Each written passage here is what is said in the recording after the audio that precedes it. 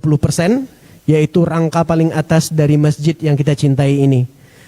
Tentunya kemudahan dari Allah, dan kita berharap progres pembangunan ini bisa terus berjalan hingga selesai.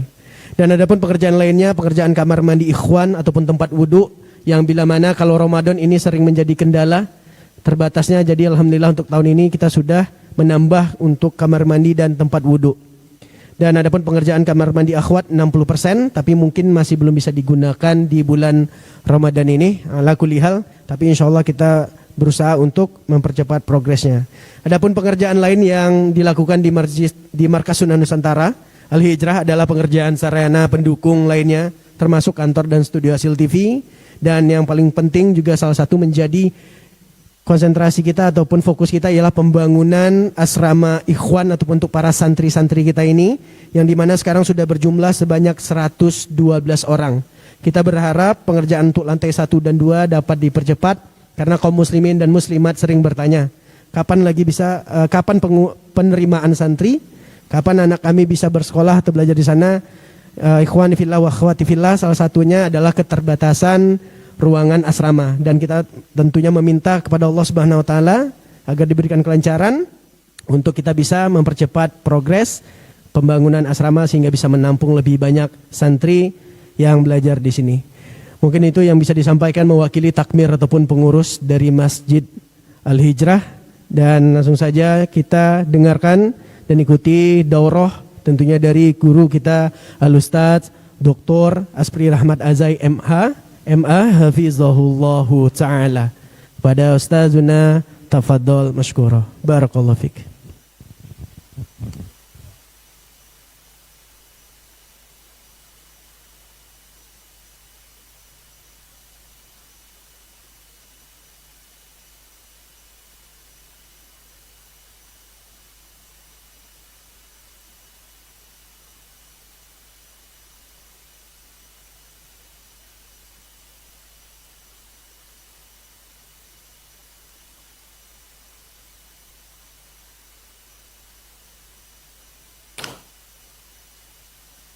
Bismillahirrahmanirrahim. Assalamualaikum warahmatullahi wabarakatuh. Alhamdulillahi wa kafa.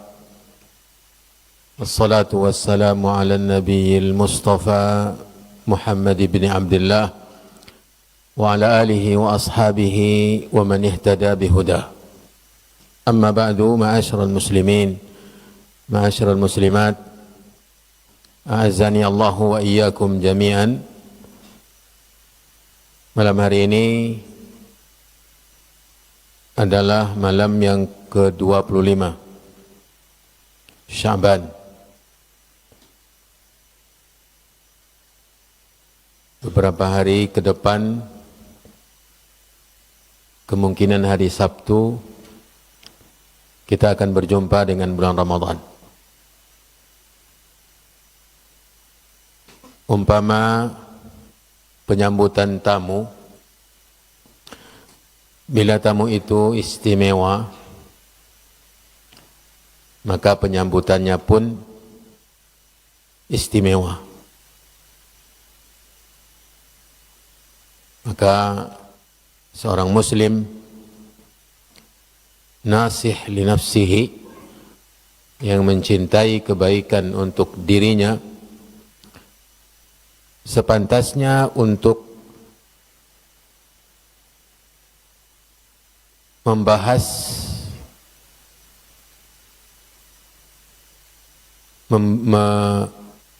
memperbincangkan tentang apa persiapan untuk menyambut kedatangan tamu yang istimewa.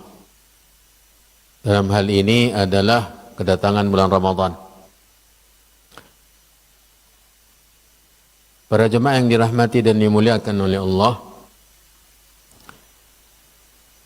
Imam Ahmad rahimahullahu ta'ala dan juga At-Tirmidzi rahimahullah, Al-Baihaqi dan yang lain-lain meriwayatkan hadis dari sahabat yang mulia Abu Hurairah radhiyallahu taala an. Hadis ini dihasankan oleh Al-Albani bahwa suatu ketika Nabi setelah asar beliau naik ke atas mimbar. Tiba-tiba terdengar oleh para sahabat ia mengucapkan amin, amin, amin 3 kali. Para sahabat heran. Nabi SAW tidak terdengar berdoa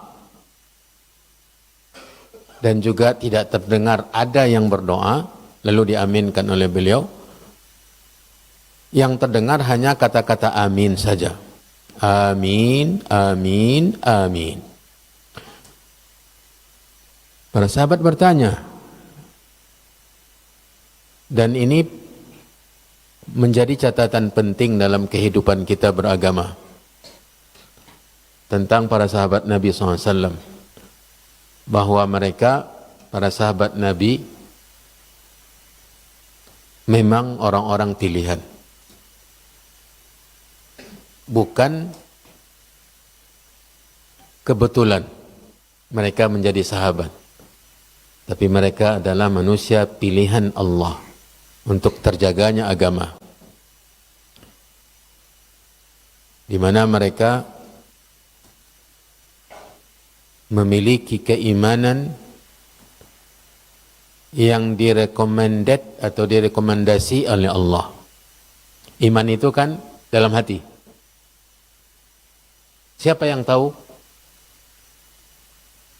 Si pemilik iman itu sendiri, dan yang kedua adalah Allah Subhanahu wa taala, alimul ghaib, alimun bidzatis sudur. Allah yang mengetahui bahwa di dalam hati para sahabat nabinya ada keimanan. Ditegaskan ini oleh Allah Jalla fi'ula di dalam Al-Quran. Di surah Al-Fatih, Allah mengabarkan tentang mereka, di mana Allah telah ridha kepada mereka. Laqad radiyallahu anil mu'minina idh yubayi'unaka tahta syajarati. Sungguh Allah telah ridha terhadap orang-orang beriman. Siapa yang mengatakan ini? Allah. Tentang keridhaannya terhadap orang-orang yang beriman. Yang mencap mereka sebagai orang-orang beriman siapa? Allah. Kita katakan tadi bahwa iman itu asalnya di dada. Qaulul qalbi. Itu yang menentukan. Walaupun secara keseluruhan bahwa iman itu terdiri dari 3 unsur. Al-i'tiqadu bil qalbi, wal qawlu bil lisani, wal amalu bil jawarih.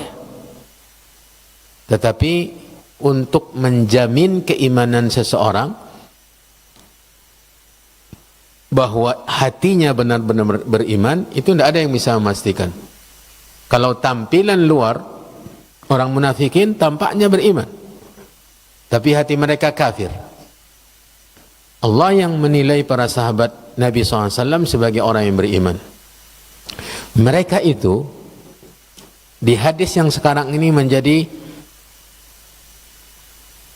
pencerahan bagi kita bahwa mereka memang bukan orang kebetulan beriman, kebetulan menjadi sahabat Nabi SAW. Mereka pilihan Allah. Di antara buktinya ini, mereka tidak membiarkan Nabi SAW melakukan sesuatu kecuali ingin mengetahui apa sebabnya. sehingga terjaga agama ini. Ketika terdengar oleh mereka Nabi mengucapkan amin, amin, amin 3 kali, mereka heran dan tidak membiarkan begitu saja berlalu tanpa ada apa-apa. Justru mereka menanyakan sebab musabab Nabi SAW mengucapkan amin tanpa terdengar doanya, tanpa terdengar ada yang berdoa lalu diaminkan oleh beliau. Kata para sahabat, ya Rasulullah, ma kunta tasna'u hadha. Kami tidak mengetahui engkau biasa melakukan yang seperti ini. Karena biasanya mereka mendengar Nabi berdoa atau mereka mendengar kata amin itu setelah Al-Fatihah, mengucapkannya atau setelah Nabi berdoa. Ini tidak ada terdengar apa-apa, tiba-tiba dia mengatakan amin. Lalu Nabi SAW menjelaskan, qala li Jibril, malaikat Jibril berkata kepadaku, raghima anfu abdin adraka abawaihi aw ahadahuma lam yudkhilhul jannah. Celakalah atau merugilah seorang hamba berjumpa kedua orang tuanya. Dalam sebagian riwayat, indal kibar, ketika berusia lanjut, ketika lansia, sempat menjumpai orang tuanya masih hidup dalam mencapai usia tua. Ternyata atau salah satu dari mereka, namun si anak ini tidak masuk surga. Doa malaikat Jibril, doa kecelakaan, doa keburukan. Kemudian kata Jibril, qul amin, katakan Muhammad amin. Faqultu amin, lalu saya mengatakan amin. Lalu summa qala raghima anfu abdin dakhala alaihi Ramadan thumma lam yughfar lahu. Celaka merugi seorang hamba, kata Jibril alaihissalam, masuk atau berjumpa dia dengan Ramadan, namun dia tidak diampuni, tidak mendapat ampunan. Kata Jibril, katakan amin. Faqultu amin, lalu saya mengatakan amin. Kemudian raghima anfu imri'in dzukirtu indahu falam yusalli alaik, dzukirta indahu falam yusalli alaik. Celaka atau merugi seorang, engkau disebut di hadapannya namun dia tidak bersalawat atasmu. Dua orang atau dua makhluk Allah Subhanahu wa taala, yang satunya berdoa dan dia adalah makhluk termulia dari bangsa malaikat, yaitu Jibril. Kemudian Nabi kita Muhammad SAW, manusia termulia di dunia ini, yang satu mendoakan, yang satu lagi mengaminkan. Para jemaah yang dirahmati dan dimuliakan oleh Allah, kita sebagai seorang muslim,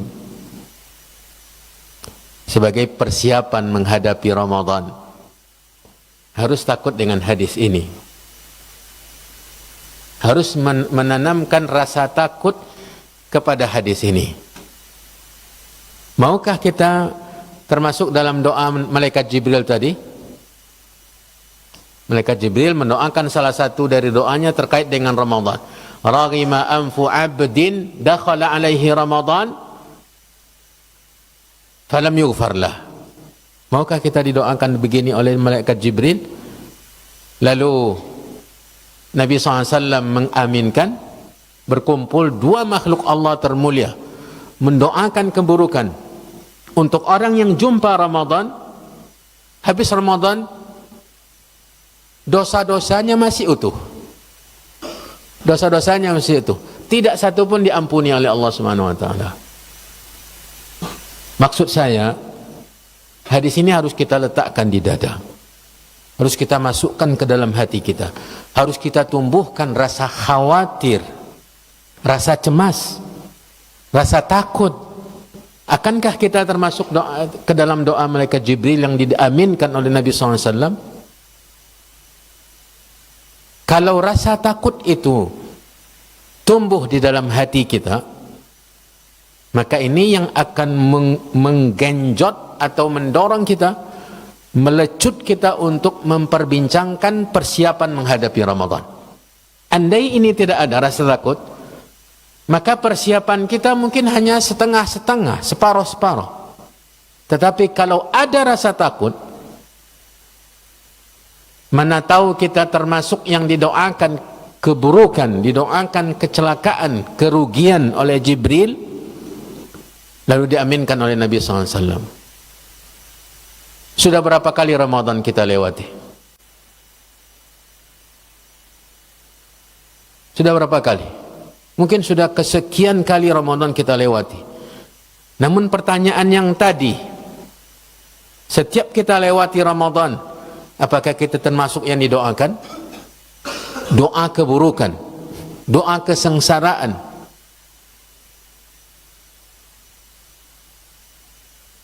Kenapa sebegitunya malaikat Jibril mendoakan orang yang masuk Ramadan, diberi nikmat oleh Allah, dia berjumpa Ramadan, selesai 30 malam atau selesai genap Ramadan, namun dia tidak mendapatkan ampunan walau sedikit pun dari dosanya, karena dia tidak meminta ampun, karena dia tidak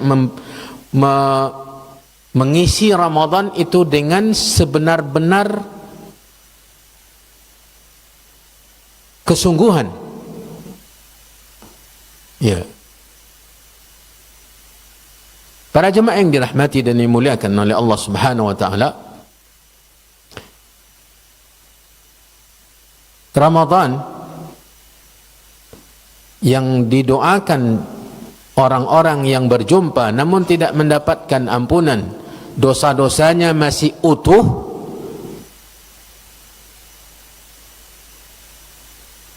dia sebenarnya dari awal sampai selesai ampunan itu dibukakan oleh Allah. Ini yang menyebabkan malaikat Jibril mendoakan, merugi, celaka, karena Ramadan isinya ampunan Allah Subhanahu wa taala.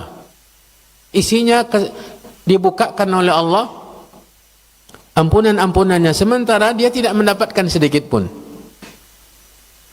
Tidak mendapatkan sedikit pun ampunan. Mulai dari hadis Nabi SAW, as-salawatul khams wal jumu'atu ila al-jumu'ah wa Ramadan ila Ramadan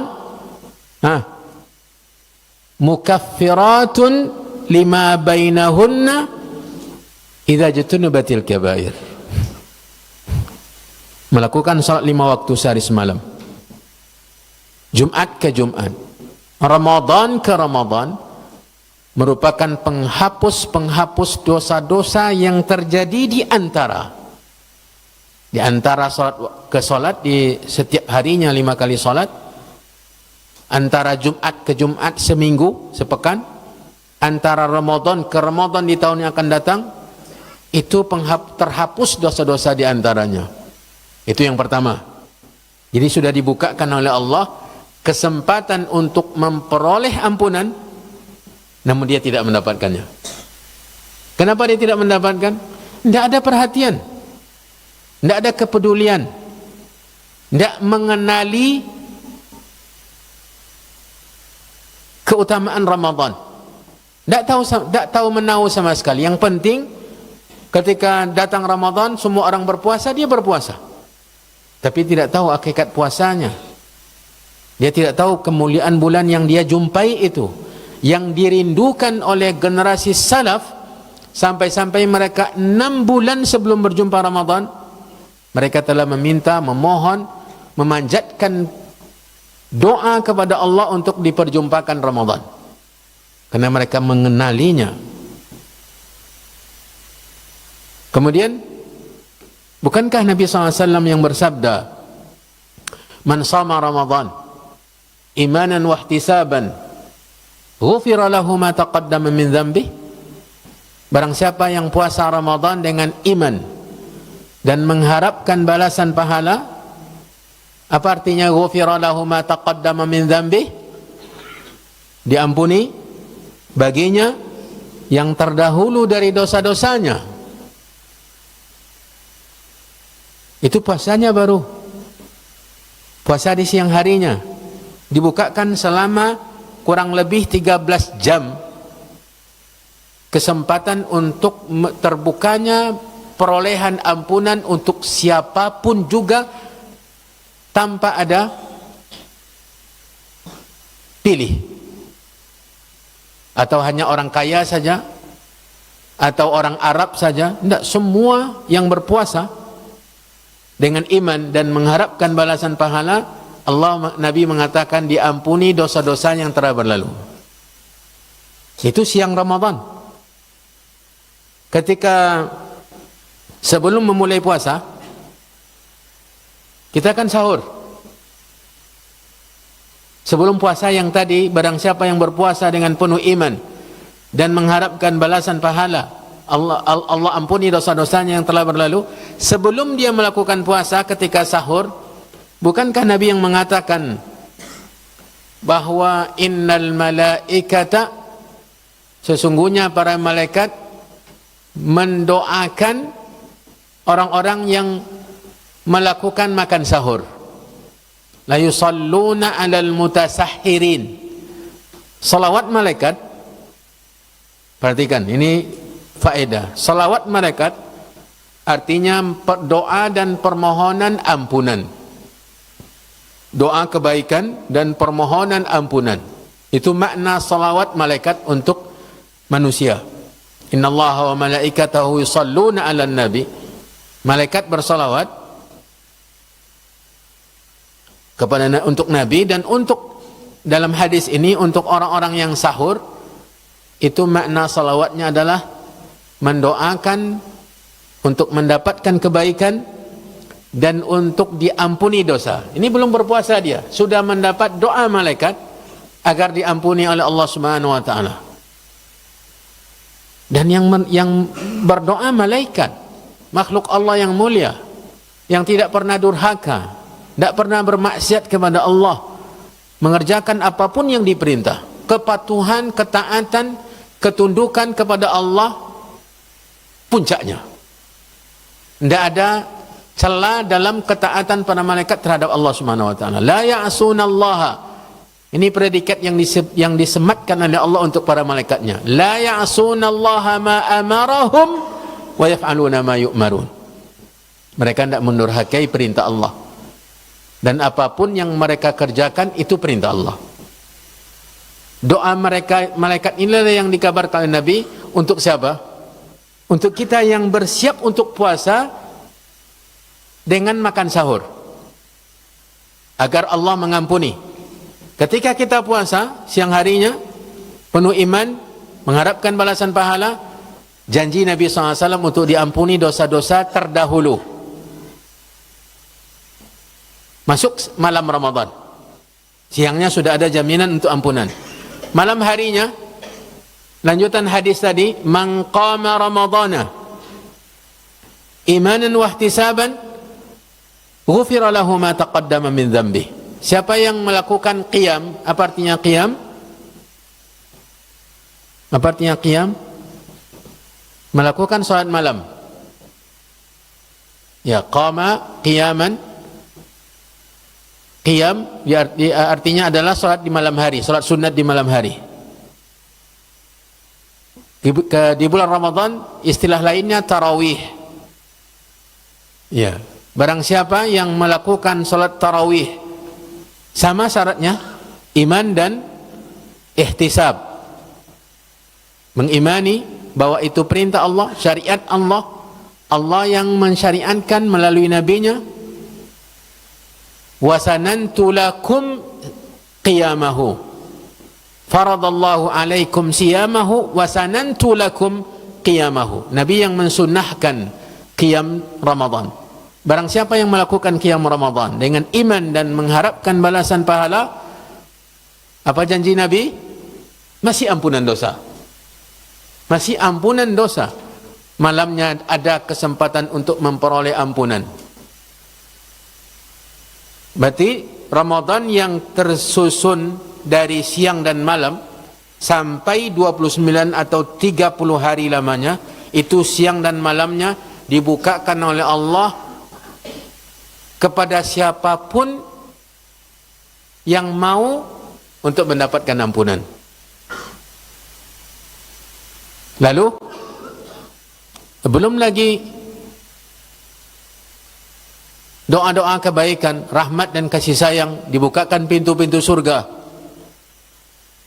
ditutup pintu-pintu neraka. Sudahlah dosa untuk berdosanya dipersempit oleh Allah, agar yang ada cuma dosa-dosa yang telah berlalu, yang dibukakan oleh Allah kesempatan untuk digugurkan, diampuni. Untuk berbuat dosa di bulan Ramadan diperkecil kesempatannya oleh Allah. Dengan apa? Dengan dibukakan pintu surga, ditutup semua pintu neraka. Setan yang kerjanya hanya mengupayakan kita berbuat dosa, itu dibelenggu oleh Allah. Jadi kesempatan untuk berbuat dosa yang baru terbuka, atau justru sebaliknya? Sebaliknya, kecil kesempatan kita untuk berbuat dosa, karena faktor-faktornya dikurangi oleh Allah. Walaupun tetap masih ada orang-orang yang berbuat dosa, yang disebabkan oleh penyakit di dalam kalbunya. Yang ini nanti kita akan jadikan salah satu bekal kita, persiapan untuk menghadapi Ramadan, membersihkan kalbu.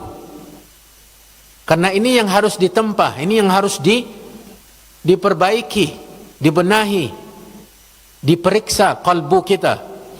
Kalbu kita lah yang akan ditanya apakah dia takut dengan hadis doa Jibril tadi, diaminkan oleh Nabi atau tidak.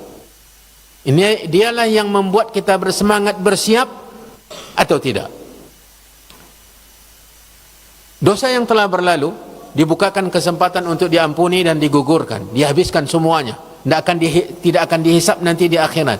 Dengan puasa, dengan qiyam, bahkan tambahan hadis tadi, man qama lailatal qadri imanan wa ihtisaban ghufira lahu ma taqaddama min dhanbi. Barang siapa yang melakukan qiyam di malam Al-Qadar secara spesifik, secara khusus, ya, setiap malam silakan qiyam, ada jaminan untuk ampunan dosa. Khusus Lailatul Qadar bila dilakukan, mendapatkan kesempatan karena beribadah di malam tersebut, ada tambahan jaminan ampunan dosa dari Nabi SAW.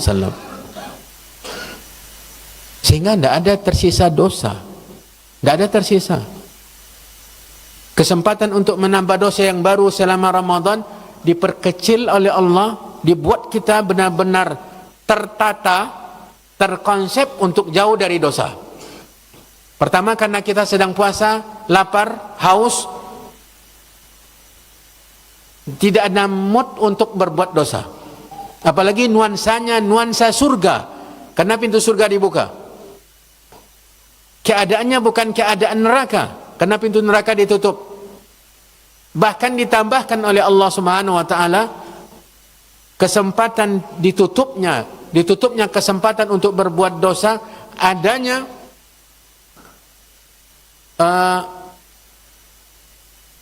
makhluk, malaikat yang ditugaskan oleh Allah untuk menyemangati orang-orang yang ingin berbuat kebaikan dengan mengatakan, ya baghiyal khairi aqbil, wahai orang-orang yang menginginkan kebaikan, menghadaplah. Wa ya baghiyasy syarri aqsir atau adbir, wahai orang yang tetap ingin berdosa, stoplah, hentikan. Jadi memang untuk berbuat dosa yang baru di Ramadan kecil kemungkinan, sementara dosa yang sudah tersimpan selama 11 bulan dibukakan oleh Allah Subhanahu wa taala kesempatan untuk diampuni selebar-lebarnya. Makanya layak memang didoakan orang yang dah dapat ampunan. Layak memang. Yang berdoa itu pun juga makhluk yang sangat mulia, malaikat Jibril. Yang diminta oleh Jibril untuk mengaminkan adalah manusia yang termulia. Bayangkan. Para jemaah yang dirahmati dan dimuliakan oleh Allah, mari kita letakkan hadis doa ini di dalam hati kita masing-masing untuk menyambut Ramadan itu. Akankah saya termasuk dalam doa malaikat Jibril ini yang diaminkan oleh Nabi saya yang tercinta, Nabi Muhammad SAW? Kalau saya tidak bersiap dengan maksimal agar dosa saya diampuni oleh Allah, saya khawatir termasuk dalam doa tersebut. Kemudian persiapan yang kedua, persiapan yang pertama tadi memupuk kekhawatiran, kecemasan, mana tahu kita termasuk dalam doa malaikat Jibril. Ini persiapan yang perlu kita siapkan. Rasa ketakutan, jangan-jangan kita termasuk yang didoakan oleh malaikat Jibril. Persiapan yang kedua, itu tadi yang sempat saya singgung, membenahi hati. Membenahi hati. Karena dosa yang terjadi di bulan Ramadan, kan di bulan Ramadan kan masih ada pencopetan, masih ada orang yang tipu menipu, curang mencurangi, masih ada orang yang berkelahi, masih ada orang yang saling membenci, masih ada orang yang memutuskan silaturahmi dengan kerabatnya. Masih ada atau tidak? Masih ada. Lalu apa yang menyebabkan itu? Itu tadi, hatinya yang sakit, penyakit di dalam hati yang harus kita benahi sebelum kita berjumpa Ramadan. Karena yang menyebabkan termasuknya seseorang ke dalam doa malaikat Jibril itu adalah penyakit hati. Kalbu ini yang harus diobati. Dari sekarang kita harus lihat, periksa hati kita. Apakah hati saya banyak penyakit-penyakitnya, iri, dengki, dan seterusnya? Sekarang kita akan memasuki Ramadan. Dia tidak bisa spontan saja hilang. Harus kita tata, harus kita perbaiki, harus kita lihat, harus kita periksa, harus dikontrol terus keadaan hati kita. Yang sangat menakutkan di antara keutamaan yang diperbincangkan memang oleh kekuatan hadisnya oleh para ulama tentang keutamaan Sya'ban, bahwa di bulan Sya'ban ini diangkatnya amalan, diangkat amalan di bulan Sya'ban kepada Allah untuk dihadapkan. Lalu Nabi SAW mengecualikan amalan untuk tidak diangkat dari berapa orang? Dari 2 orang yang tidak akan diangkat ke Allah SWT dari amalan seseorang bila dia seorang musyrik, maka amalannya tidak ada artinya sehingga tidak layak untuk diangkat kepada Allah. Karena syirik itu menghabiskan semua amalan. La in asyrakta la yahbatanna amaluk. Ini semuanya peringatan Allah, ini peringatan Allah kepada setiap rasul. Wa laqad uhiya ilaika wa ilal ladzina min qablika la in asyrakta la yahbatanna amaluk. Telah diwahyukan kepada Muhammad dan kepada nabi-nabi sebelummu, rasul-rasul sebelummu. Apa? Setiap rasul diberikan peringatan ini oleh Allah. Jika engkau berbuat syirik, maka akan habis sirna, tidak ada gunanya amalan-amalanmu. La in asyraku, ini penegasan dari Allah untuk semua para rasul, semua para nabi.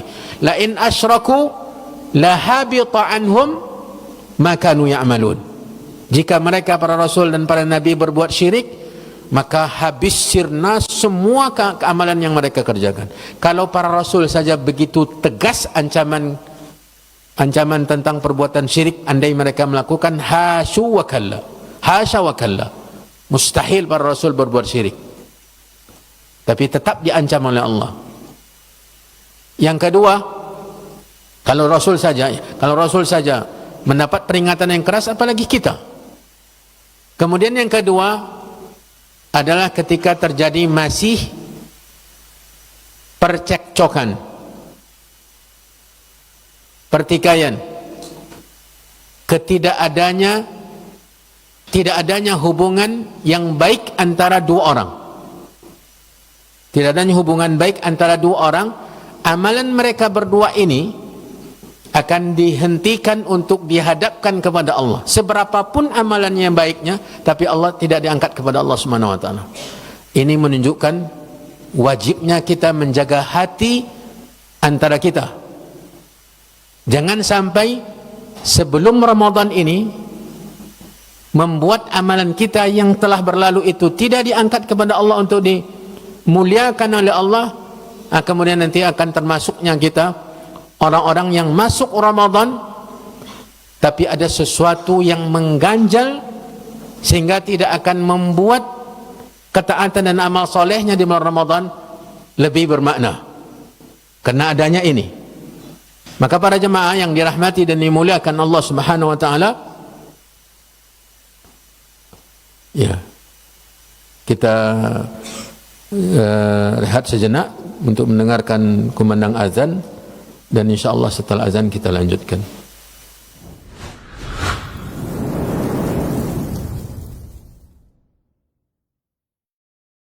Allahu Akbar, Allahu Akbar, Allahu Akbar, Allahu Akbar.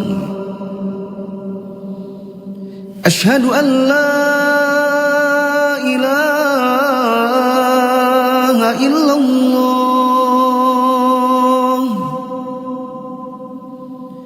Ashhadu an la ilaha illallah.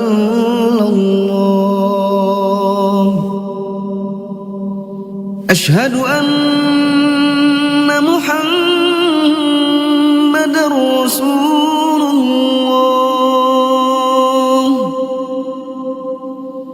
Ashhadu anna Muhammadar Rasulullah.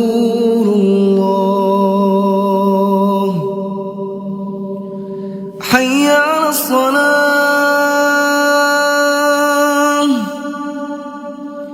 hayya 'alas salah,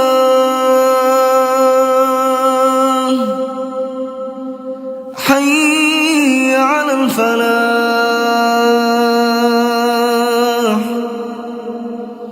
hayya 'alal falah.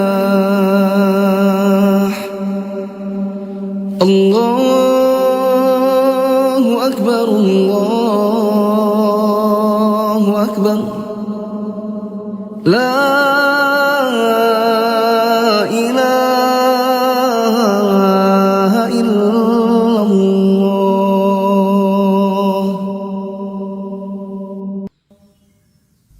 اللهم صل على محمد وعلى آل محمد كما صليت على آل إبراهيم إنك حميد مجيد. اللهم بارك على محمد وعلى آل محمد كما باركت على آل إبراهيم إنك حميد مجيد. اللهم رب هذه الدعوة التامة والصلاة القائمة آت محمدا الوسيلة والفضيلة وابعثه مقاما محمودا الذي وعدته.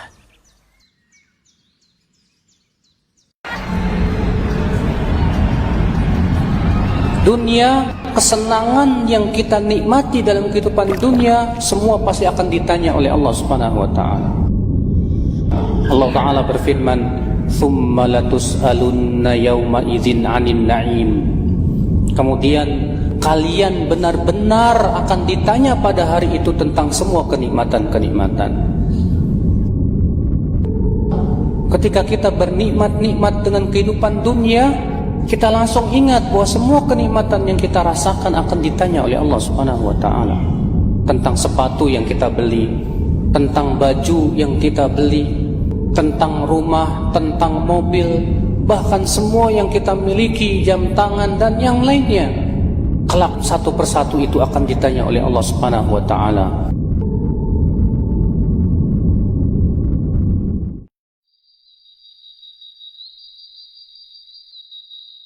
Di dalam hadis sahih riwayat Imam Bukhari dan Muslim, Nabi SAW mengatakan, "Unzuru ila man huwa asfala minkum." Lihatlah orang yang di bawah kalian. Wala tanzuru ila man huwa fawqakum. Jangan melihat orang yang di atas kalian. Fahuwa ajdaru alla tazdaru ni'matallahi alaikum. Kalau itu yang kalian lakukan, kalian tidak akan menyepelekan nikmat-nikmat Allah yang Allah berikan kepada kalian. Lihat bagaimana Rasulullah menyuruh kita memandang dunia dan berhadapan dengan dunia. Nabi mendidik kita, lihat orang yang di bawah kita dalam urusan dunia. Jangan lihat ke atas.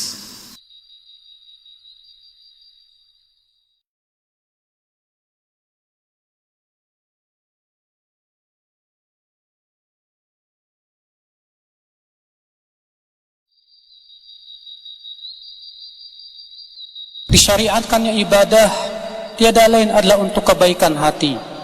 Ketika ibadah tidak mempengaruhi hati, ibadah itu sama sekali tidak bernilai di mata Allah atau berkurang pahalanya di sisi Allah Subhanahu wa taala. Ketika seseorang membaca Al-Qur'an dan hatinya tidak khusyuk, maka Al-Qur'an itu tidak berpengaruh ke hatinya. Ketika seseorang salat dan hatinya tidak khusyuk, salat pun tidak berpengaruh kepada hatinya. Sementara Imam Ahmad pernah ditanya, apa amal yang paling utama di sisi Allah? Maka Imam Ahmad berkata, lihatlah ibadah yang paling merubah hatimu, yang paling benar-benar terasa di hatimu, maka itulah yang paling utama.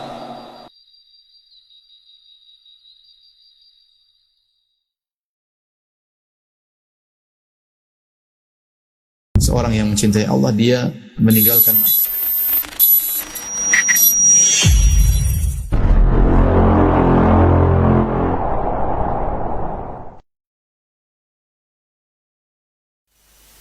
memperbaiki qalbu kita dari penyakit-penyakitnya, yaitu dengan bertaubat dan beristighfar.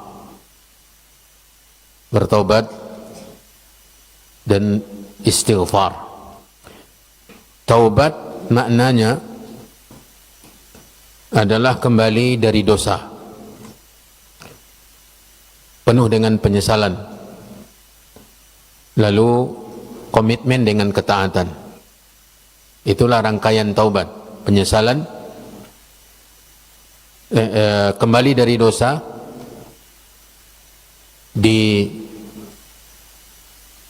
disebabkan oleh penyesalan, dan komitmen dengan ketaatan. Orang yang bertaubat, kehidupannya berubah. Semua atau apa-apa yang dilakukan dari dosa dia tinggalkan, digantinya dengan ketaatan dan amal saleh. Sementara istighfar adalah memohon ampunan.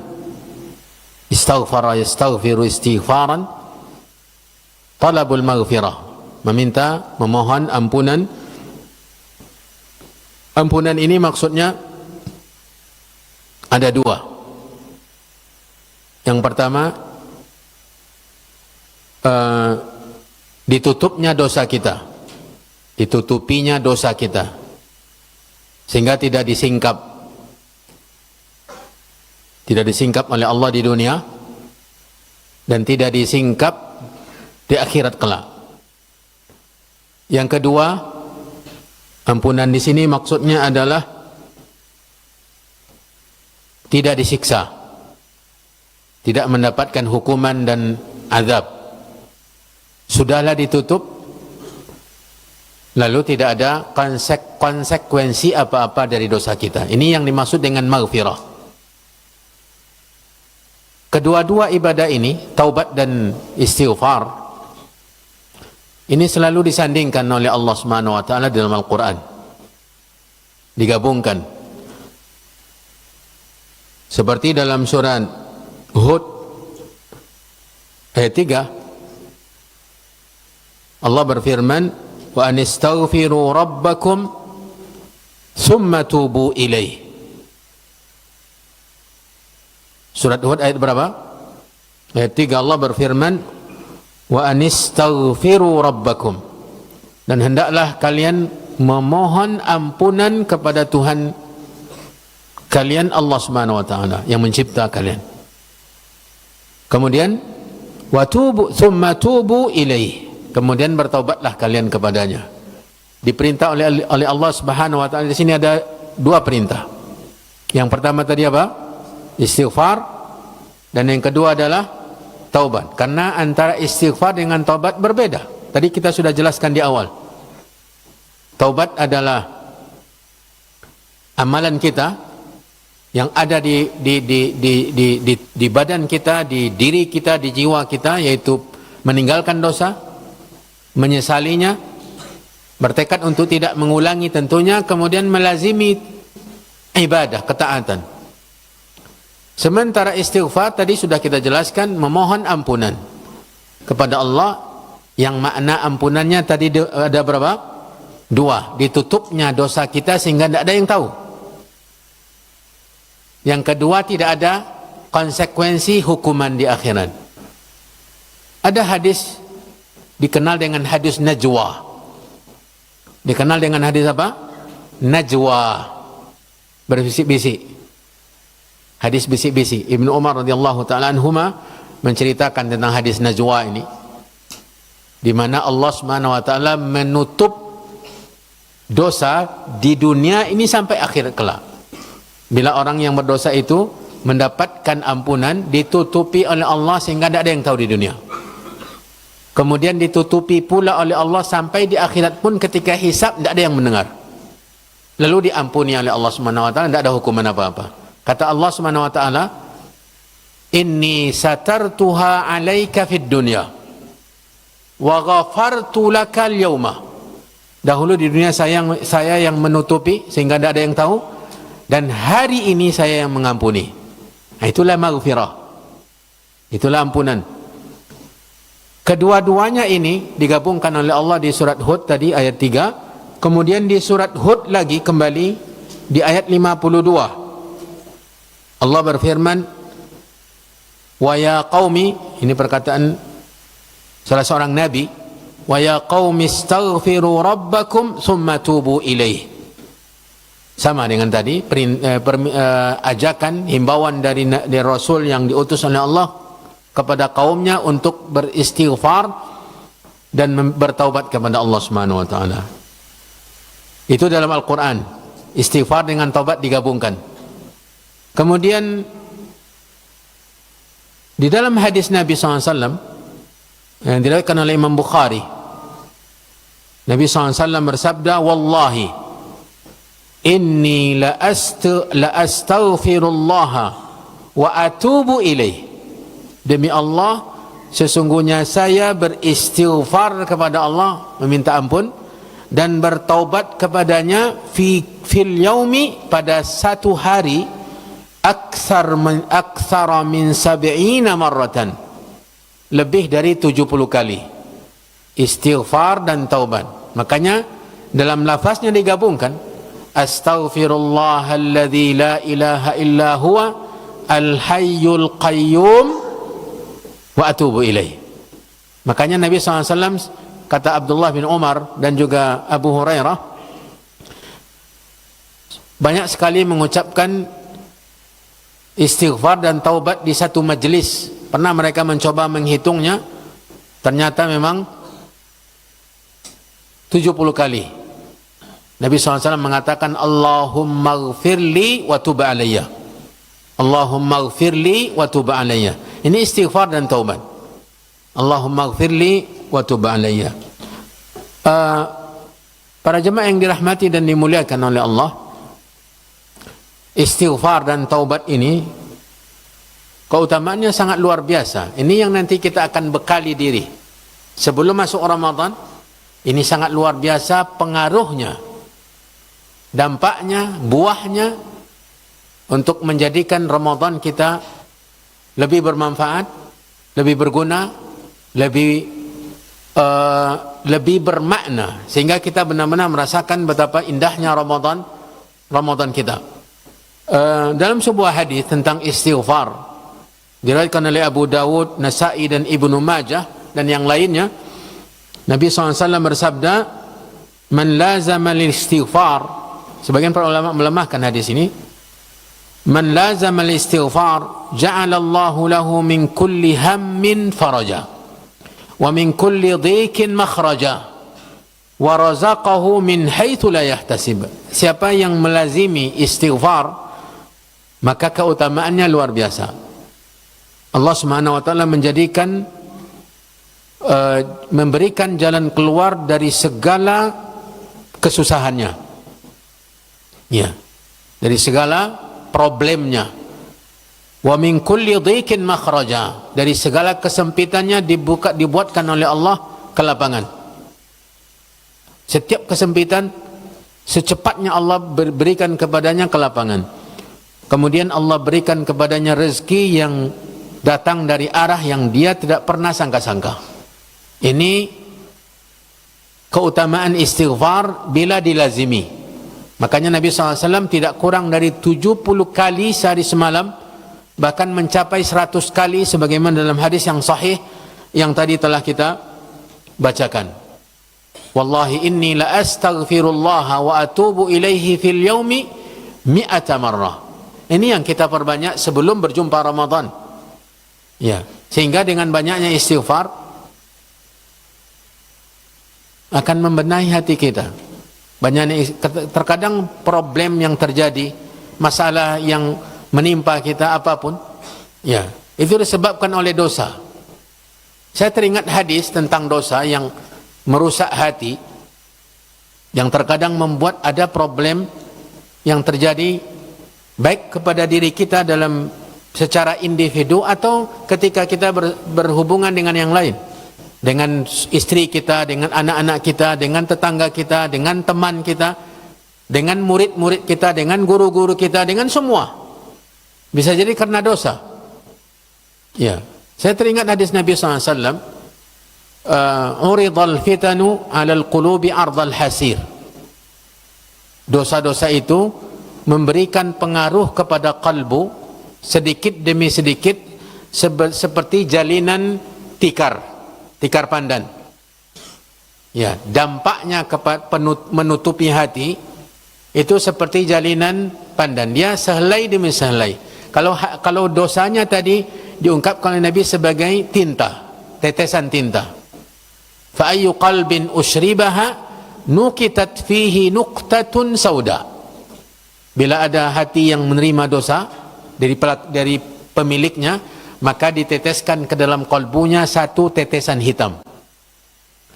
Fa in naza'a wastaghfara, ini taubat nih, ini istighfar. Wa in naza'a wa taba wastaghfara, atau fa in naza'a wastaghfara wa taba suqila qalbuhu. Jika dia tinggalkan dosa tersebut, kemudian dia beristighfar dan bertaubat, maka kalbunya kembali kinclong, kembali bercahaya, bersinar, berkilau, berkilat, saking bersihnya. Karena setelah kotor dibersihkan oleh apa? Oleh meninggalkan dosa, istighfar dan bertobat. Akan membenahi, membersihkan. Makanya untuk masuk Ramadan hati kita harus bersih. Nah, cara membersihkannya tadi dengan istighfar dan bertobat kepada Allah. Wa in ada, jika ternyata dia tidak bertaubat, tidak meninggalkan dosa, tidak istighfar, dia justru kembali berbuat dosa zina. Akan ditambah tetesan-tetesan tadi hatta ta'luwa qalbuhu, sehingga menyelimuti kalbunya. Kalau sudah menyelimuti kalbu, maka sampailah kondisi kalbu itu seperti yang difirmankan oleh Allah di surah Al-Mutaffifin, kalla bal rana ala qulubihim ma kanu yaksibun. Itulah ran. Ran itu adalah penutup kalbu. Dilapisi kalbunya dengan tetesan hitam sehingga menjadi kalkuzi mujakhiyah, seperti wadah yang tertelungkup. Wadah tertelungkup tidak menerima tuangan air apapun juga, karena dia tertelungkup. Dituangkan ke dalamnya sebanyak-banyaknya air, dia tidak bisa menerima karena dia tertelungkup. Seperti itulah kondisi kalbu, sehingga Ramadan tidak berarti baginya. Dia tetap berdosa. Pengaruh dari janji-janji ampunan Nabi tadi, puasanya, qiyamnya, qiyam Lailatul Qadarnya dan yang lain-lain, itu sama sekali tidak ada kepada kalbu yang sudah tertutupi tadi. Maka bersiaplah dengan membenahi kalbu, memanage kalbu kita dengan istighfar, dengan taubat, dan sangat banyak sekali keutamaan taubat. Mungkin sedikit kita ingatkan bahwa yang pertama di dalam Al-Quran Allah memuji-muji hamba-hambanya yang beristighfar. Banyak sekali dalam Al-Quran ayat-ayat yang memuji, yang isinya pujian Allah untuk hamba-hambanya yang beristighfar. Seperti Allah Subhanahu wa taala wal mustaghfirina bil ashar wa bil asharihum yastaghfirun. Ini berita-berita dari Allah tentang orang-orang yang beriman yang di waktu sahur, waktu sepertiga terakhir malam, beristighfar kepada Allah. Makanya sebagian salaf di waktu sahur itu mereka beristighfar tidak kurang dari 70 kali. Karena itu yang dipuji oleh Allah Subhanahu wa taala. Hal min mustaghfirin fa'aghfirlah.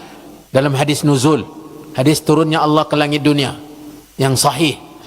Para jemaah yang dirahmati dan dimuliakan Allah, perintah untuk beristighfar juga banyak sekali dalam Al-Quran. Seperti yang tadi telah kita nukilkan, wastaghfirullaha innallaha ghafurur rahim.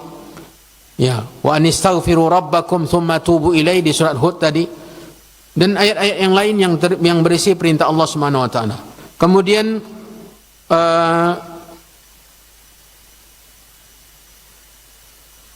janji ampunan Allah untuk orang yang meminta ampun. Ini juga pujian, dorongan untuk memperbanyak istighfar. Wa man ya'mal su'an aw yadhlim nafsahu thumma yastaghfirillah yajidillaha ghafurar rahima. Barang siapa yang berbuat kesalahan, keburukan atau menzalimi dirinya, kemudian dia beristighfar kepada Allah. Perhatikan ini keutamaan istighfar. Tidaklah seseorang itu beristighfar kecuali Allah mengampuni. Ya, memohon ampun. Tentu ini bukan hanya ucapan lidah, bukan hanya sebatas kata-kata lisan, tetapi ini adalah kata lisan yang didorong oleh penyesalan di dalam qalbu. Dan banyak lagi dibukakannya keberkahan dari langit dan bumi dengan istighfar, seperti firman Allah, faqultu astaghfiru rabbakum innahu kana ghaffara yursilis samaa'a 'alaikum midrara wa yumdidukum bi amwalin wa banina wa yaj'al lakum jannatin wa yaj'al lakum anhara ma lakum la tarjuna minallahi waqara wa qad khalaqakum atwara. Ini di surat Nuh. Allah Subhanahu wa taala jelaskan keutamaan-keutamaan istighfar. Para jemaah yang dirahmati dan dimuliakan oleh Allah. Jadi itu yang pertama. Yang kedua maksudnya apa? Membenahi kalbu tadi. Yang pertama dengan istighfar, yang kedua untuk membenahi kalbu sebagai persiapan untuk apa? Untuk menghadapi Ramadan atau memasuki Ramadan. Benahi kalbu dengan ilmu. Benahi kalbu dengan ilmu. Karena tidak ada yang bisa membenahi kalbu tanpa ilmu. Maka pelajari. Ya, ada ilmu yang membenahi kalbu, ilmu keikhlasan. Makanya generasi dahulu generasi salaf, perhatian mereka terhadap kalbu mereka luar biasa, lebih besar dari perhatian mereka kepada zahir mereka, kepada amal zahir. Maka perbanyak membaca hal-hal yang berkenaan dengan manajemen kalbu kita, bagaimana hati kita bisa tetap tawadhu, kemudian jauh dari sombong, ya, dari takabur, dari iri, dengki, ya. Ketahui dalil-dalilnya tentang bahaya penyakit-penyakit kalbu. Ini semuanya ilmu. Nabi SAW mengatakan, iyyakum wal hasada, ya, jauhilah kalian iri, dengki, ya. Wa min kulli hasidin idza hasada, ya, wa min syarri hasidin idza hasada, dari kejahatan orang yang iri ketika dia iri. Maka ini sangat berbahaya. Jadi yang kedua, untuk membersihkan kalbu kita sebagai persiapan Ramadan adalah apa tadi? Ilmu. Yang ketiga, agar hati kita, kalbu kita bersih dari penyakit-penyakitnya, cara yang ketiga adalah doa. Adalah doa. Perbanyak berdoa agar hati kita bersih. Allahumma tahhir qulubana minan nifaq. Rabbana la tuzigh. Perbanyak doa ini. Rabbana la tuzigh qulubana. Perhatikan, pakai ghain ya, bukan ain. La tuzigh qulubana. Sebagian terdengar bacaannya ain, la tuzigh, tetapi la tuzigh qulubana. Falamma zaghu azaghallahu qulubahum. Jadi pakai ghain. Rabbana la tuzigh qulubana ba'da idh hadaitana wa hab lana min ladunka rahmatan innaka antal wahhab. Perbanyak doa, ya muqallibal qulub tsabbit qalbi ala dinik. Kemudian doa, Allahumma tahhir qulubana minan nifaq wa alsinatana minal kadhib wa amalana minar riya. Ya Allah, sucikan kalbu kami dari kemunafikan, sucikan lidah kami dari dusta, dan sucikan amalan kami dari riya. Ini penyakit yang luar biasa, penyakit kalbu, penyakit lisan, penyakit amalan anggota badan. Panjatkan doa, ya, doa yang diriwayatkan dari salah seorang sahabat, kalau saya tidak salah Umar bin Khattab, Allahumma ja'al amali kullahu salihan waj'alhu liwajhika khalisan wa li sunnati nabiyyika muwafiqan wa la taj'al li ahadin fihi syai'a. Berbanyak doa ini. Kemudian Allahumma inni a'udzubika an usyrika bika syai'an a'lamuhu wa astaghfiruka lima la a'lam. Doa ya muqallibal qulub tadi. Kemudian Allahumma aslih lana dinana alladhi huwa ismatu amrina wa aslih lana dunyana allati fiha ma'ashuna wa aslih lana akhiratana allati fiha ma'aduna waj'alil hayata ziyadatan lana fi kulli khair wal mauta rahatan lana min kulli syarr birahmatika ya arhamar rahimin. Allahumma aqsim lana min khasyatika ma tahulu bihi bainana wa baina ma'siyatik wa min ta'atika ma tuballighuna bihi jannatak wa min al-yaqini ma tuhawwinu bihi alaina masa'ib ad-dunya wa matti'na bi asma'ina wa absarina wa quwwatina abadan ma abqaitana waj'alhu al-waritha minna waj'al tha'rana ala man zalamana wansurna ala man adana ولا تجعل مصيبتنا في ديننا اللهم لا تجعل الدنيا أكبر همنا ولا مبلغ علمنا ولا إلى النار مصيرنا. Ini sebagian doa-doa yang mesti kita perbanyak. Di samping kita berdoa untuk disampaikan ke bulan Ramadan, agar hati kita bersih menyambut Ramadan, sehingga berarti bagi kita semua ketaatan yang kita kerjakan nanti di bulan Ramadan. Terakhir, para jemaah yang dirahmati dan dimuliakan oleh Allah, persiapan yang ketiga. Persiapan pertama tadi, upaya untuk menanamkan hadis doa malaikat Jibril. Yang kedua, membenahi kalbu. Kemudian membenahi kalbu ini dengan apa tadi? Taubat dan istighfar, dengan ilmu, dengan doa. Nah, kemudian berbekal untuk menyambut Ramadan yang ketiga. Tidak campur aduk itu ya? Hah? Jelas itu perbedaannya. Yang ketiga ini maksudnya dari bekal kita. Kalau yang tadi trik untuk membersihkan kalbu, Ya, sekarang ini bekal kita yang ketiga, dan ini bukan untuk semuanya, tetapi sekedar yang bisa kita bahas pada kesempatan ini. Berbekal untuk Ramadan yang ketiga adalah berbekal dengan berlatih beribadah sebelum Ramadan. Berlatih beribadah sebelum Ramadan. Nabi kita Muhammad SAW manusia yang paling sempurna ibadahnya, yang tidak diragukan lagi kualitas ketaatannya. Tapi ternyata untuk memasuki Ramadan dia tetap memerlukan pemanasan.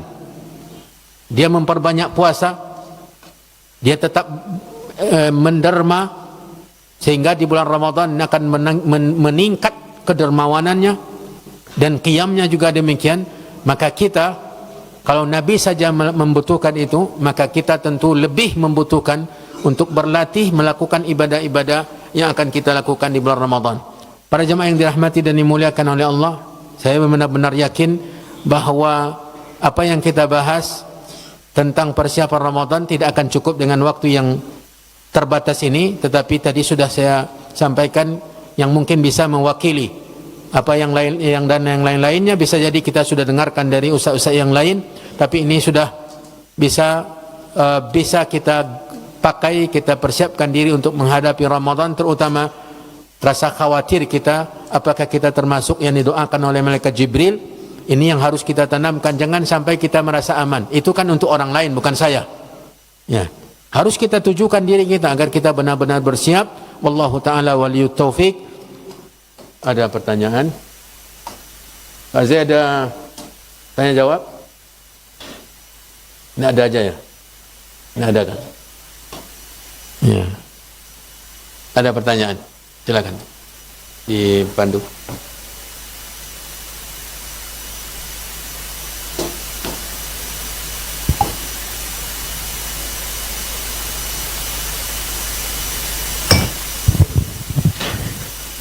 Baik, silakan kaum muslimin yang mau langsung bertanya kepada Ustadz dan yang sudah menuliskan pertanyaannya di kertas, mohon panitia dibantu untuk dibawa ke depan.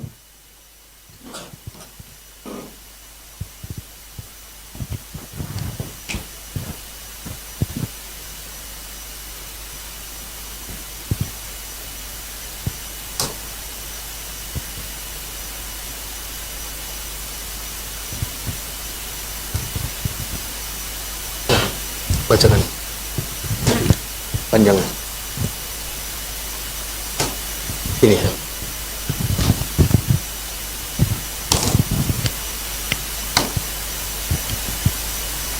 Assalamualaikum Ustaz. Waalaikumsalam warahmatullahi. Ana seorang pemuda yang belum menikah, cepat menikah. Ya. Nabi SAW mengatakan, ya ma'syarasy syabab man istata'a minkumul ba'ata falyatazawwaj. Jangan mengeluh ya. Ya. Kami takut melewati Ramadan tanpa ampunan dari Allah. Semua kita insyaAllah takut. Ya. Dahulu kami berusaha menjaga pandangan dan pendengaran dari yang haram. Alhamdulillah, Allah memudahkannya. Ya, minta istiqamah, minta sabar di atas ketaatan yang seperti ini. Sangat luar biasa ini. Ini sangat luar biasa. Ya. Menjaga diri agar tidak terjerumus ke dosa ini ibadah yang mulia. Ya, wa rajulun da'athu imra'atun dzatu mansibin wa jamalin faqala inni akhafullah. Diajak lagi. Ini kita tidak diajak, malah tidak digoda. Ya, kita saja merasa tergoda. Ya.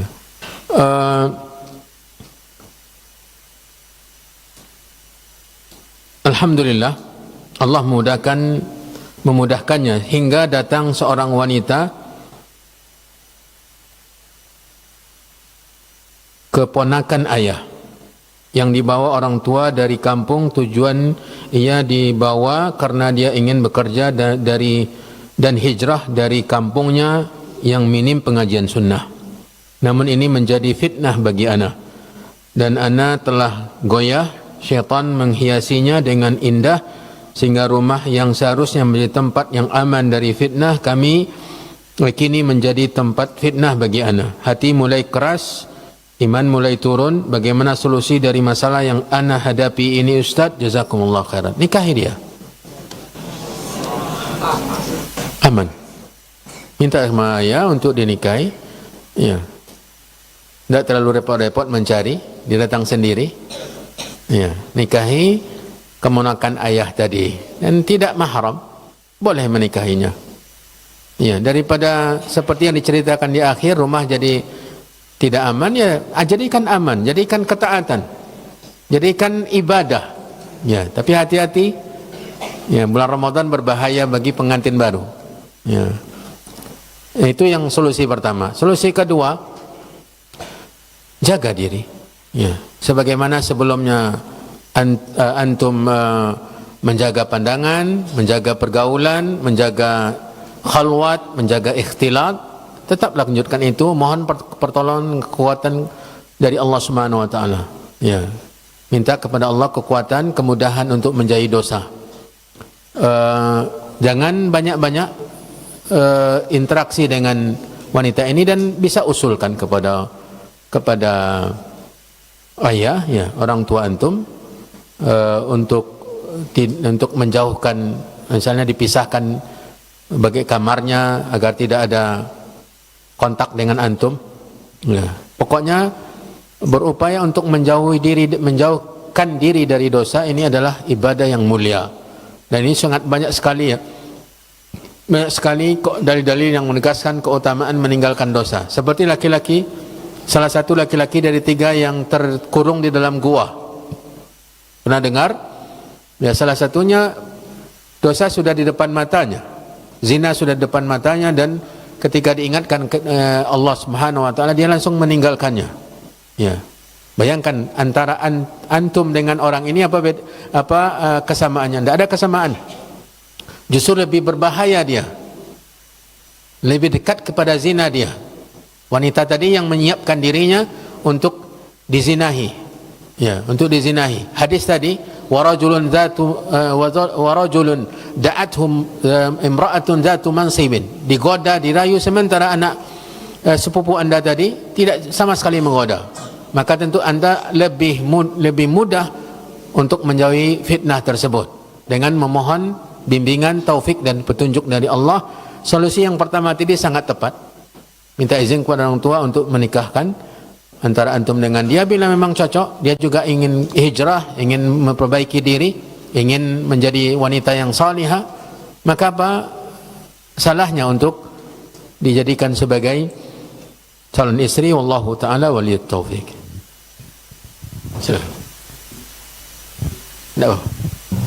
Baik, izin Ustadz, ada yang bertanya melalui online. Ustadz, bagaimana dengan kebiasaan bermaaf-maafan sebelum Ramadan? Apakah ada contohnya dari Rasulullah SAW atau para sahabat? Bagaimana tanggapannya Ustadz? Saling memaafkan dalam Islam merupakan ketaatan, ibadah yang mulia. Ya. Saling memaafkan terhadap kesalahan dan meminta maaf untuk kesalahan kita, ini adalah perintah agama.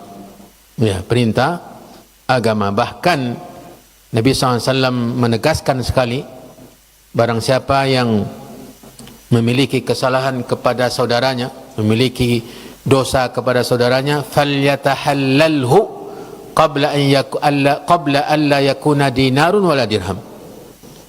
Hendaklah dia meminta kehalalan sebelum tidak ada lagi di waktu itu dinar dan dirham sebagai pembayaran, alat untuk membayar. Yang ada adalah pahala dan dosa. Jadi disuruh, ya.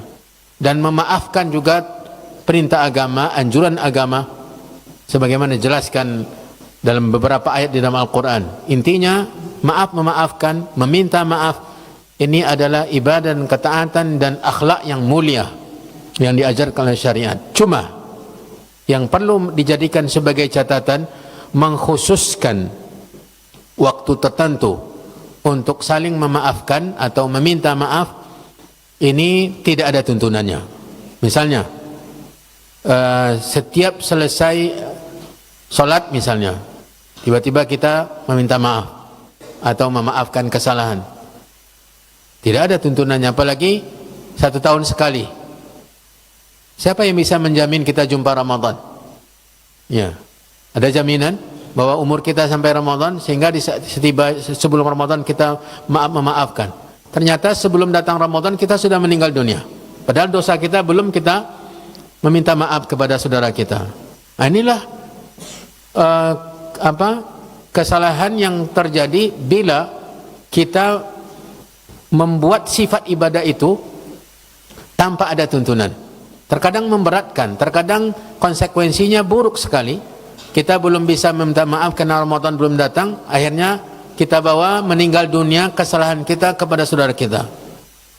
Ya, karena sebelum tiba Ramadan sudah meninggal dunia. Dia atau yang meninggal atau kita yang meninggal dunia. Makanya mengkhususkan waktu untuk memaafkan ini tidaklah sesuai dengan tuntunan, dan kita diperintahkan untuk saling memaafkan kapanpun. Apalagi kalau kita merasa benar-benar punya kesalahan, atau kita langsung diminta maaf, didatangi oleh saudara kita, lalu dia minta maaf ke kita karena merasa punya kesalahan. Maafkan segera. Ya, wa an ta'fu khairal lakum. Jika kalian memaafkan itu lebih baik. Boleh membalas dendam, boleh membalas, tapi seukuran kesalahan saudara kita. Kalau berlebih, dia tidak berdosa, justru kita yang berdosa. Maka yang paling selamat adalah memaafkan. Tapi tidak menunggu waktu Ramadan. Memang ketika kita berada sebelum Ramadan misalnya, kemudian tiba-tiba kita spontan saja minta maaf atau bila ada kesalahan, tidak apa-apa, tanpa ada mengkhususkan. Misalnya kita dekat Ramadan ini, bila ada kesalahan saya minta maaf, tanpa mengkhususkan, karena sebelum Ramadan kita juga lakukan hal-hal seperti itu, tidak apa-apa.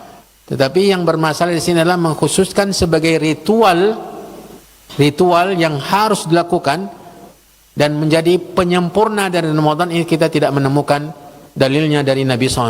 Wallahu a'lam. Baik, jazakallah khair Ustaz. Pertanyaan selanjutnya Ustaz. Ahsanallahu ilaik Ustaz, barakallahu fik. Ustaz, saya saat ini sedang hamil 9 bulan, insyaallah akan melahirkan pertengahan Ramadan. Bagaimana saya memaksimalkan Ramadan saya nanti, sementara saya sedang nifas dan menjadi ibu baru? Karena ini insyaallah anak pertama saya. Masya Allah. Semoga kelahirannya lancar, diberi keturunan yang saleh dan salihah. Ya. Tentu statusnya adalah nifas. Ya, wanita yang sedang nifas, bila wanita nifas atau haid, maka tidak dibenarkan berpuasa. Tidak dibenarkan berpuasa. Khilaf para ulama. Bukan khilaf para ulama, justru sepakat para ulama tentang wanita yang haid dan nifas itu mesti mengqadha. Wanita yang tidak berpuasa lantaran darah keluar dari rahimnya itu dibebankan mengqadha. Yang diperselisihkan oleh para ulama adalah wanita yang sedang menyusui. Dia tidak nifas, tapi dia menyusukan anaknya, atau dia sedang mengandung seperti nanti sebelum lahiran ukhti tadi akan dalam kondisi hamil, ya, memasuki Ramadan. Apakah dia mampu untuk berpuasa? Silakan. Bila tidak, ini yang diperselisihkan oleh para ulama, apakah diqadha atau justru membayar fidyah. Balik kita ke pertanyaan, bagaimana memaksimalkan? Jangan khawatir, Allah Subhanahu wa taala sangat luas. Anti tidak berinteraksi dengan aspri yang bakhil. Ya. Kita semuanya berniaga dengan zat yang maha kaya, yang maha pemurah, yang memberikan ganjaran dari sedikit amal kita yang sebesar-besarnya. Bayangkan seukuran senilai satu butir kurma. Seukuran satu butir kurma sedekah kita, Allah memperbanyaknya sampai sebesar gunung.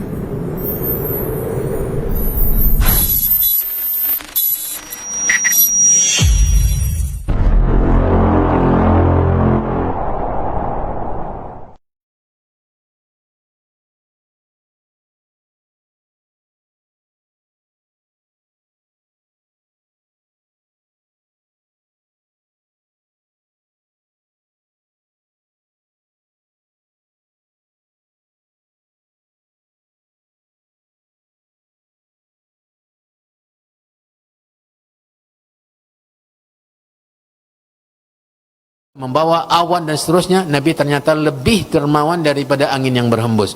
Maka tingkatkan kedermawanan, tingkatkan ketakwaan, perbanyak istighfar, perbanyak zikir, perbanyak doa. Kalau bagi wanita yang nifas boleh baca Al-Quran asal saja tidak memegang dan menyentuh kitabullah, memegang Al-Quran. Kemudian upayakan untuk berkhidmat, memberikan pelayanan, membukakan atau memberikan bukaan untuk orang yang berpuasa. Ini kesempatan yang luar biasa. Nabi SAW mengatakan, barang siapa yang memberikan bukaan untuk orang yang berpuasa, maka dia akan dapat pahala yang berbuka tadi tanpa mengurangi pahala dia sendiri. Kalau 1 orang, 2 orang, 3 orang, 4 orang, kalau 50 orang setiap hari ya memberikan bukaan, maka kita akan mendapatkan 50 pahala puasa. Jadi jangan khawatir. Jangan khawatir, terus ya. Allah Maha Tahu bahwa si hambanya ini sangat menginginkan keberkahan yang sebanyak-banyaknya, maka Allah berikan. Sebagai catatan sajalah untuk kita semua, bukan saja untuk saudari kita yang sedang hamil tua tadi. Nabi SAW mengatakan, "Idza maridal abdu aw safara kutiba lahu ma kana ya'maluhu sahihan muqiman." Hadis sahih.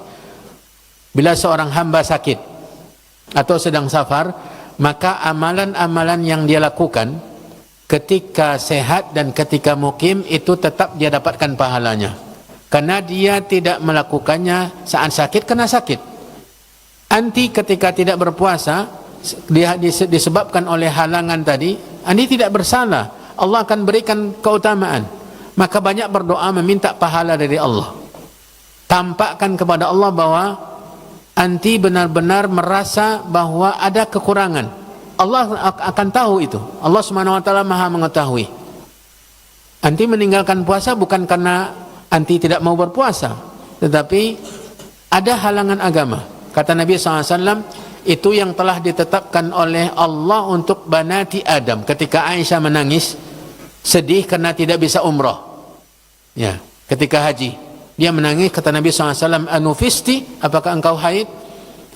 Lalu Aisyah mengangguk. Kata Nabi SAW, itu sudah sesuatu yang ditetapkan oleh Allah, kenapa bersedih? Kenapa bersedih? Allah tidak akan mungkin mengharamkan dari keutamaan disebabkan seorang hambanya yang ingin beramal tapi terhalangi. Yang menghalangi bukan dia, keputusan Allah, ketetapan Allah Subhanahu wa taala. Maka berharaplah pahala dari Allah Subhanahu wa taala, karena Allah sangat mudah untuk memberikan pahala walau anti tidak beramal. Tambahan hadisnya, Nabi SAW mengatakan, "Idza hamma ahadukum bi amalin falam ya'malhu." Seseorang bila berkeinginan berbuat ketaatan tapi dia tidak jadi melakukannya karena ada halangan, maka dituliskan baginya 1 nilai atau poin pahala kebaikan. Ini luar biasa. Kita berniat tapi belum atau tidak jadi melakukannya karena ada halangan, maka Allah tetap menuliskan sebagai 1 poin pahala. Jadi berniaga dengan Allah tidak akan rugi. Ya, wallahu ta'ala alam. Jazakallah khair Ustaz. Pertanyaan selanjutnya Ustaz. Assalamualaikum, izin bertanya Ustaz. Kebiasaan kami sebelum mengenal sunnah, sebelum masuknya Ramadan, biasanya kami mandi bersama-sama di sungai Ustaz. Setelah mengenal sunnah, kami meninggalkan hal tersebut, tapi nenek saya berkeras untuk ke kampung dan mandi-mandi di sungai bersama keluarga. Bagaimana harusnya tanggapan saya sebagai seorang cucu Ustaz? Syukron. Yang pertama, ya, datang ke kampung, jangan pulang, tetap pulang.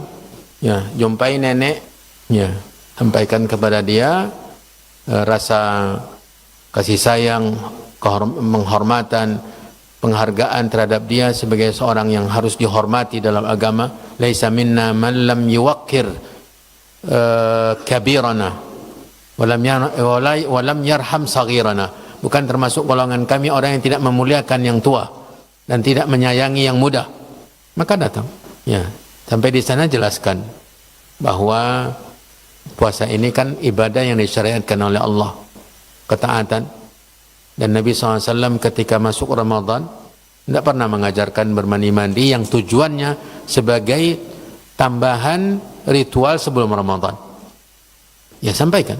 Bukan berarti saya tidak mau mandi. Saya mau mandi nih. Nanti di kamar mandi mandinya dengan sabun bersih-bersih, sabun wangi. Ya, bukan dengan ramuan-ramuan. Ya. Kemudian ceritakan bahwa biasanya kalau mandi di sungai banyak korbannya. Apalagi sekarang air naik ya. Kalau Sungai Kampar air naik. Buat alasan. Ya, nanti hal-hal yang terjadi dikhawatirkan. Banyak alasan-alasan yang sampaikan. Yang ketiga, sampaikan, ketahui bahwa tidak ada ketaatan kepada makhluk fi maksiatil khaliq. Tidak boleh kita mentaati makhluk dalam bermaksiat kepada Allah. Kalau itu tujuannya adalah menambah ritual ibadah yang tidak ada tuntunannya, maka kita tidak boleh mentaati siapapun juga. Kita boleh mentaati siapapun juga. Tapi jangan sampai pula kita tidak menghargai, tidak menghormati. Makanya saya tadi awal mengatakan pulang kampung. Kalau memang tidak ada yang menghalangi pulang, silakan pulang. Bawa hadiah, bawa makanan, ya, untuk nenek. Bawa hadiah, sampaikan ke dia bahwa kita benar-benar menyayanginya. Nanti setelah itu sampaikan kepadanya. Bukan tidak mau. Ya. Tapi Nabi kita yang kita cintai, Rasul kita yang kita muliakan, Allah mengutusnya untuk mengajarkan agama. Ini salah satu contoh atau tuntunan yang beliau lakukan, bahwa tidak ada ritual apa-apa, apalagi bersih-bersih diri dengan mandi-mandi tertentu.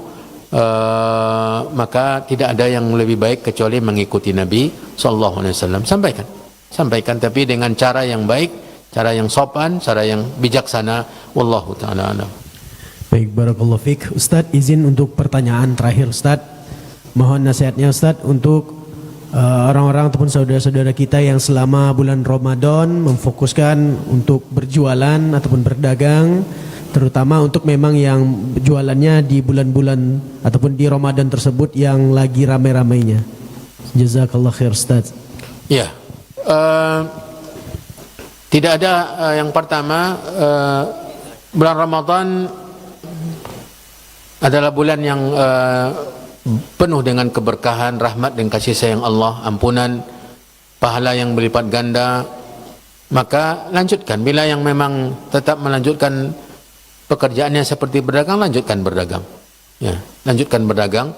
Cuma yang perlu perhatikan, jangan sampai kita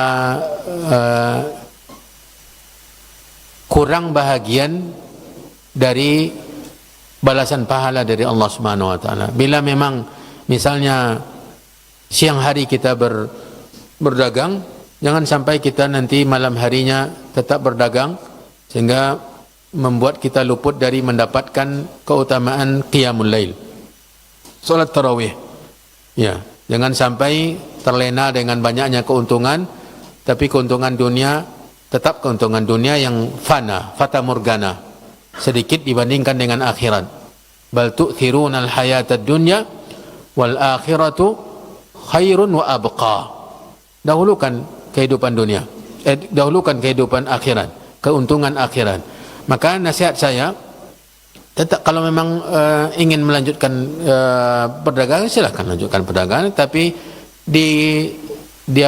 diprogramkan, disusun sebaik-baiknya. Jangan sampai puasa kita juga rusak, jangan sampai kita kekurangan pahala, sementara janji pahala sangat banyak dari ketaatan dan ibadah. Disusun dengan sebaik-baiknya. Waktunya juga, kalau malam misalnya, kalau melalaikan dari qiyam, ya tinggalkan. Walau untuk keuntungan di siang harinya sedikit, ya sudah. Demi mendapatkan keuntungan dan keberkahan pahala yang berlipat ganda di malam harinya, ya sudah, tutup warung secepatnya. Nanti lakukan qiyamul lail, tarawih bersama kaum muslimin bila laki-laki, dan perempuan juga bila mau salat bersama kaum muslimin di rumah Allah Subhanahu wa taala, silakan. Tapi kalau dari siang sampai malam tetap berpuasa siang harinya tapi malam tidak ada sama sekali qiyamnya karena berdagang, ini bertanda bahwa kerugian sudah ada di depan pintu.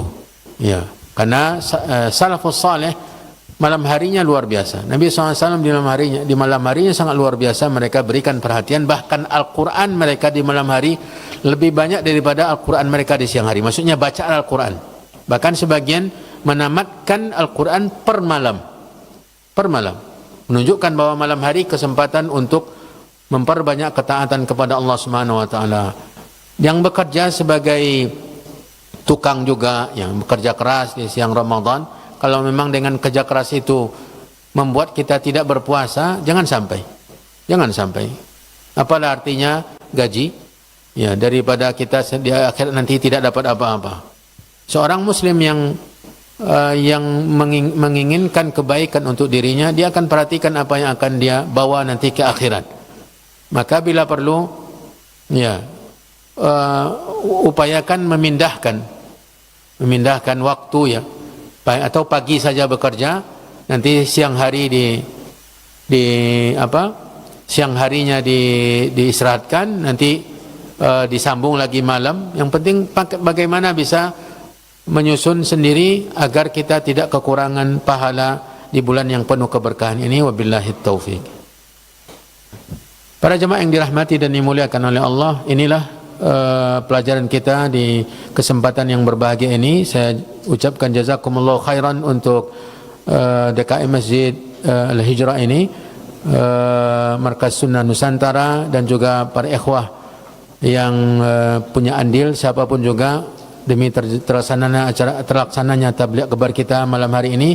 Dan kita berdoa kepada Allah dengan menyebut nama-namanya yang indah dan sifat-sifatnya yang mulia, bertawasul dengan nama-namanya yang indah dan sifat-sifatnya yang mulia.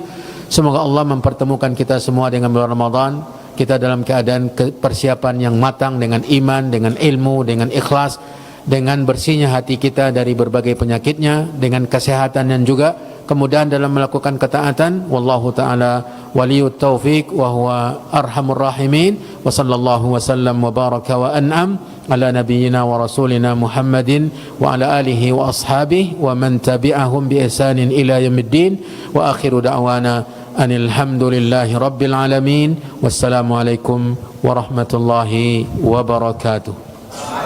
Waalaikumsalam warahmatullahi wabarakatuh. Jazakallah khair kepada Ustazuna Al-Ustaz Dr. Asri Rahmat Azai MA Hafizahullah Ta'ala. Tentunya kita doakan beliau, semoga Allah lindungi dimanapun beliau berada dan dimudahkan segala urusannya. Amin ya rabbal alamin. Tafadhal Ustazi. Jazakumullah khair kepada seluruh kaum muslimin dan muslimat yang sudah hadir pada daurah malam hari ini. Tentunya kita lakukan dan laksanakan nasihat-nasihat yang telah diberikan oleh guru kita. Dan jangan lupa untuk senantiasa memaksimalkan ibadah kita.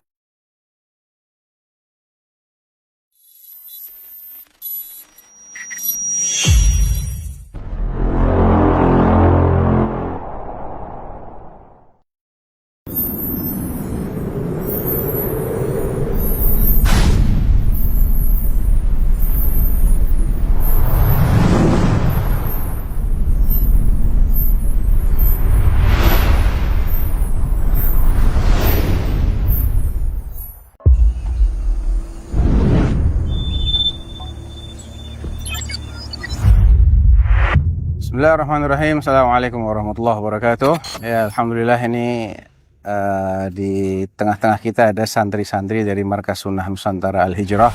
Nasihat ana untuk mereka semua adalah Allah